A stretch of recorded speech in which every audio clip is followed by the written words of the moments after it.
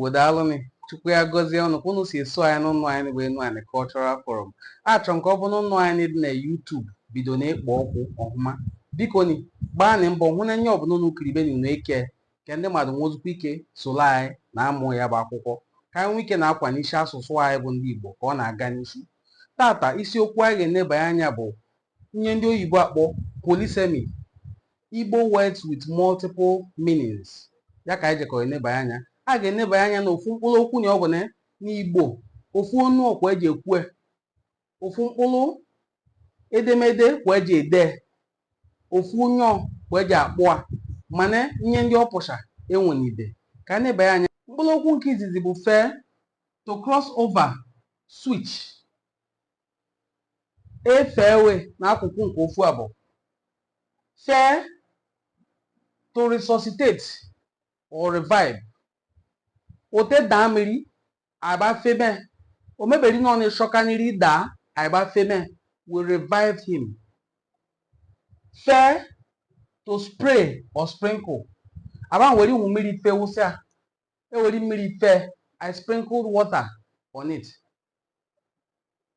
Fair, to fly. Nnụnụ agba fair.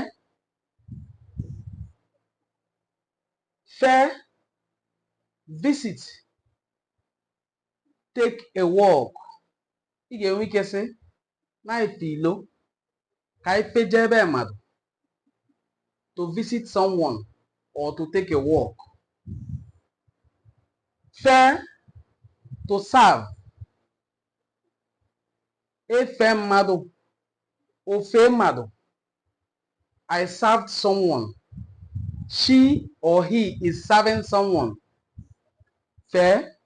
This word fair, as we have seen here, has at least 6 to 10 proven meanings that are very distinct.